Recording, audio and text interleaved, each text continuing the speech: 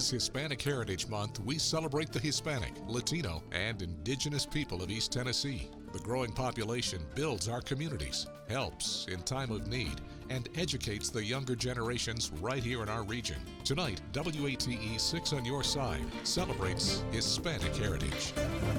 Good evening, I'm Bo Williams. I'm Summer Dash. Thank you so much for joining us. It is National Hispanic Heritage Month. And to celebrate, we're taking a close look at the history, the culture, and contributions of Hispanic, Latino, and Indigenous individuals right here in East Tennessee. We sure are. You know, one contribution we've seen recently is getting the word out about COVID-19 to people whose first language is not English or potentially not even Spanish. With those health and safety guidelines constantly being updated, getting information out about mask mandates and social distancing is so incredibly important. Definitely right now. You know, reporter Madison Keevy shows us how a years-long partnership between Centro Hispano and the Knox County Health Department is working to get information out in multiple languages. Muy buenos días. Gracias por acompañarnos de nuevo en nuestros Pandemic videos updates in this video posted by the Knox County Health Department helped Monica Gonzalez breathe a little easier. My husband and I, we were lost about what to do. Gonzalez reflects on her life since March. We felt unsafe and we saw the news, but they were so confused for us. The numbers, the words. To fix this gap in understanding, Centro Hispano, KCHD, and other local groups asked the community, what do you need? Personas más jóvenes, 2,400. This was the answer. If you really want to stop the spread of the virus, you need to make this information accessible to everybody. It happened organically, posting information in Spanish to social media, then video. So that the concept of family here in the United States is probably someone who lives under your same roof. Our families in our Latin community are large, so a family can be a group of people that live in 5 different households. KCHD's health planner told me some families opted to get updates from their home countries. The problem, though, that information wasn't always in line with what was happening in Knox County. You try to say something or you try to understand, but your mind can't because it's in another language. For Monica, though, it's not just about keeping her family safe. It's feeling comfortable in her own community. In Knoxville, Madison Keevy, WATE 6 on Your Side. Multilanguage COVID-19 updates are not the only focus for Centro Hispano and KCHD. The goal is always to make all health and safety information, like where to get a flu shot, available online and by calling in multiple languages.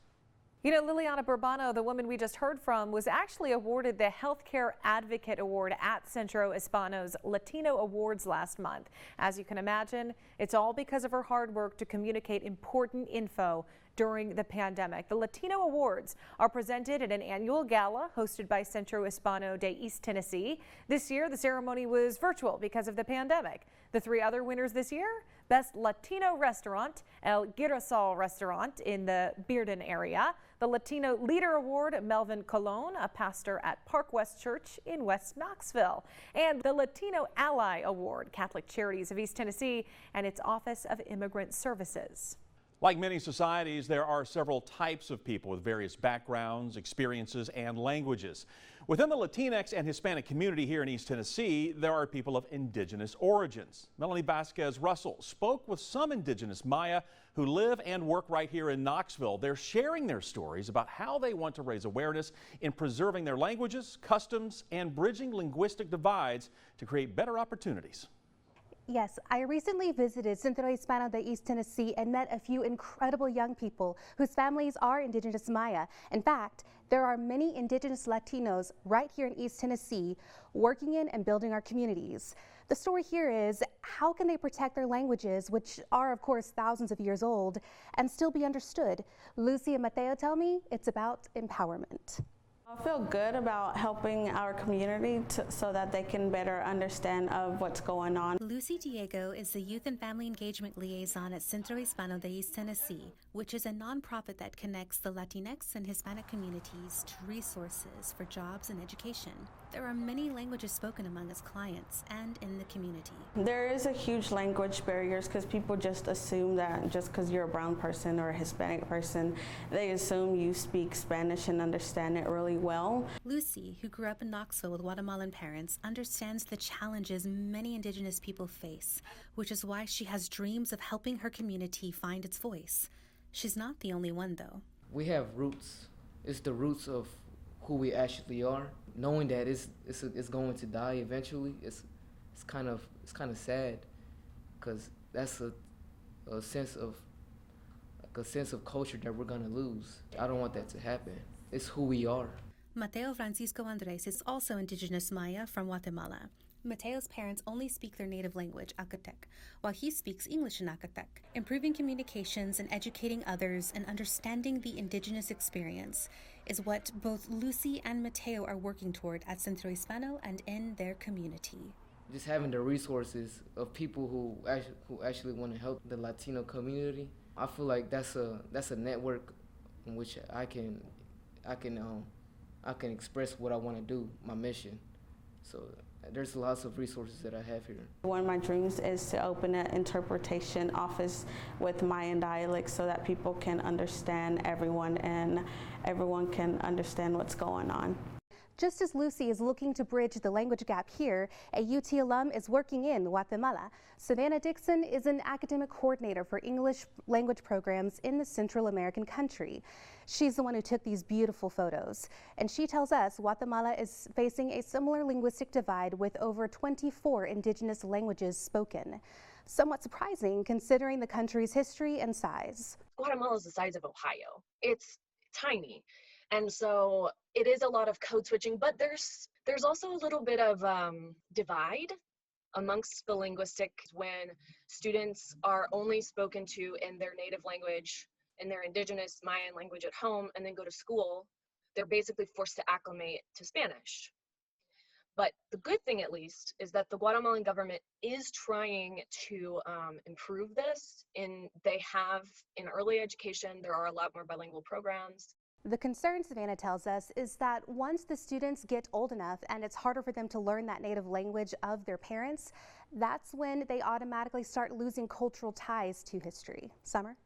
All right, Melanie, thank you so much. That is so interesting. Now, Centro Hispano is not only helping students keep in touch with their heritage, but helping them keep up with school. After-school programs with Centro launched again this year, and new to their lineup, tutoring sessions are available for Knox County students who are learning virtually because of the pandemic. As the schools were reopening, we knew it was important to still be serving in person. So I had to sort of rethink everything we were doing in terms of safety precautions. And now, instead of relying a lot on volunteers, which we've always done in the past, we're only using volunteers on our virtual side of things, and in our in-person, we're having really tight controlled small group cohorts so that we can kind of minimize those safety concerns, which logistically has been a big adjustment, but it's so great to work with the kids again. I didn't realize how much I missed that, just to see them in person. They're trying to keep classes small for in-person tutoring, and they've got these sessions at local Knox County elementaries and at Centro Hispano.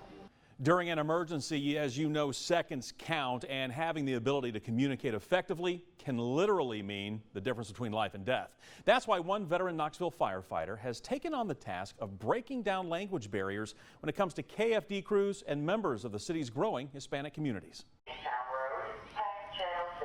For a little over a decade, Al Ludwig has been answering the call for Knoxville Fire.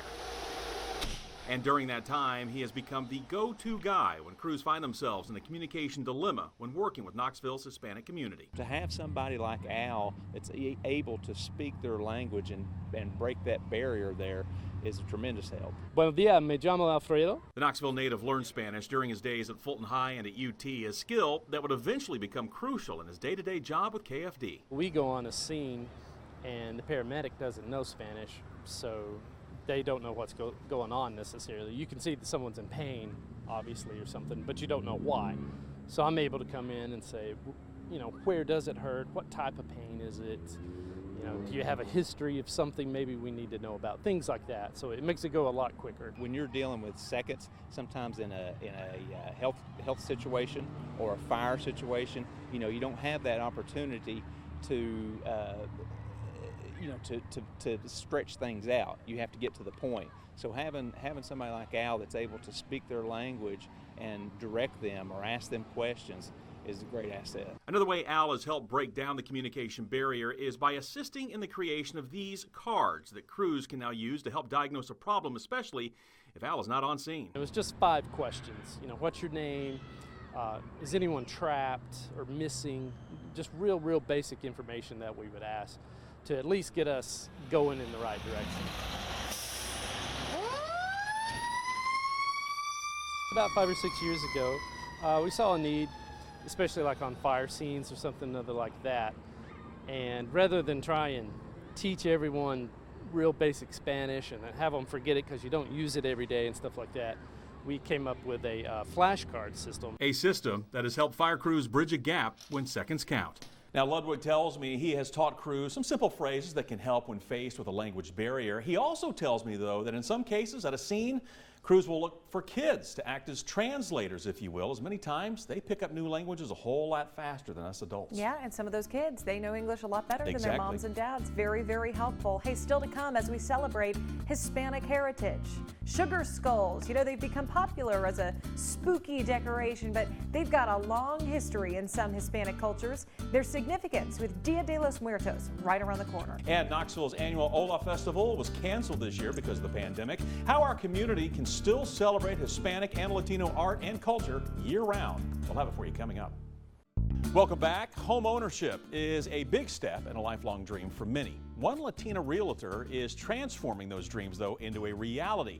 Chelsea Haynes introduces us to a trilingual realtor who says it's her duty to make sure Latin Americans have the opportunity to turn a house of their own into a home. That's right, Bo. This realtor says 100% of her clients are from foreign countries, with more than 90% of them being Latino American. She also says more than 21,000 Latinos in East Tennessee are financially sound to purchase a home, but the lack of Spanish-speaking realtors and mortgage officers make that process a little difficult for their dreams to become a reality. That's where she comes in, allowing these families to transform many years of sacrifice and hard work into the American dream of providing a safe home for their families. A task as simple as twisting a water hose is now a responsibility for these first-time homeowners. My great-grandparents moved to Brazil for a better life, and now we're trying to build our better life here in the U.S. So our daughter was born here, and for us it's super excited to be here and to invest in this place, and it's going to be a future home. A future home where this sweet baby girl can grow up as an American. A dream that has come to fruition with the help of these gifted hands. When I found out that I could help my people, the Latino community, and of course foreigners in general, to achieve the American dream, I thought, this is perfect. I can help them to own their own house. I can bring dignity to their lives. This was my goal since I was young. So since then, I decided that I wanted to come here, and it was all my American dream. So I feel like this is the start. Yes. Watering seeds of hope that will continue to be a foundation for their future as American citizens. To me, I know that I am in the right career path when on closing day, I look at my client's eyes and I see happiness, and I see their eyes smiling at me because they finally reached the American dream of owning a house. And for me, that has no price. It's very beautiful. A beautiful legacy for the next generation.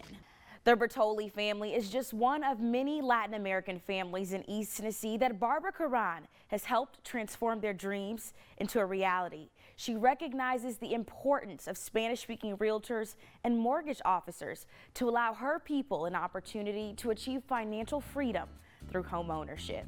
Bo? All right, thanks, Chelsea. Another facet of home ownership, who's building those homes? Well, still to come, as we celebrate Hispanic heritage, we will introduce you to a small business owner who's building up our community with his positivity as well as through his work. We come back. Welcome back. You know, some Latinos we spoke with in our community say right now they feel villainized. They tell us it's because of political conversations happening all across the U.S. So we took this to the top politician in Knoxville. The mayor says immigrants have been villainized. That is a tough question. Yeah. It's unfortunate that we have some of these negative clouds of misperceptions, but I would say bienvenidos. All are welcome here in Knoxville. Now, each of you has your own beliefs about immigration policy. Take those out of the equation just for a few minutes. This next story, it's not about politics. It's about members of our community. No politics, no opinion, just a story. For a big project in a booming city, it takes a whole lot of materials, tools, and hands to get it done right. But in an area marked Keep Out, work many people. Some in this country never wanted to let in. You can feel that some people does not accept you as a neighbor. Consider this story a handshake, getting to know your neighbor. Letter N. We're all building something. Juliet is working on her spelling. Send it out. Mom on her patience. That's right. You don't have to. It's work that brought this mother from Puerto Rico and her husband from Mexico in 2008. And from hola to hey y'all. I didn't understand people very well because of the southern accent. These Spanish speakers are building a life here, and they're trying to build it right. My kids seem happy, my family seem happy, and we have actually made a family here. They're not the only ones. There are more than 33,000 immigrants in Knoxville. But I think the Hispanic population is growing. And so is this city. Hispanics make up nearly 30% of the construction workforce in America. When what you're building crumbles, We put everything back the way it was. the team at Antonio Renovations LLC will fix it. Not just in Knoxville, but throughout America, Hispanics are the ones that are building the homes, building the businesses. 80% of his employees are immigrants. Most of the immigrants are gonna be good for the community, and I think most of the people gets that. I hope. He hopes because he's building a future for 3 very important clients. Yeah, and my kids are pretty high maintenance. He also hopes because he has to, because not everybody thinks he's good. Not everybody builds up neighbors like these. But these are the hands building Knoxville. We have a pretty good reputation. Antonio cares a lot about his reputation. It's another something that can be built and torn down. When I first talked to him on the phone, he said 3 times, We are not criminals. I never asked a question that would render that response. Still, Well, he felt he had to introduce himself that way. mainly politics will get into criminalizing Hispanics or immigrants. Antonio says he's here legally. He has not gotten his citizenship yet. There's always gonna be people that see us that we're not good people, but I think there's a lot more people that is good. We're all a work in progress. So if this story is a handshake, consider this a hand extended. Most of us have a dream, you know? And around here, we shake back. We're looking for the American dream. That's quite the project, the American dream. We're all trying to build that. As you saw, Antonio is creating jobs with his company. You know, immigrants are 45% more likely to be entrepreneurs than those born in the U.S. And how about this? About 1 in 5 Americans now identifies as Latino. That's 20% of our population. Now, the presidential election is coming up in a matter of weeks, of course. Claudia Caballero with Centro Hispano is very, very passionate about this. She calls voting empowering. There are days I feel like my vote doesn't count, I will be honest. And then I remember that there are so many people that can't use their voice. And I remember my own privilege to be able to do that. Here in Knoxville, we have more than 12,000 registered immigrant voters, and she says your vote represents your entire community. Still to come as we celebrate Hispanic heritage. You might see these in stores and think, hey, those are pretty cool, but do you know the story behind the skulls? That's next. Welcome back. Knoxville's biggest annual celebration of Hispanic and Latino culture, Hola Fest, was canceled this year because of the pandemic.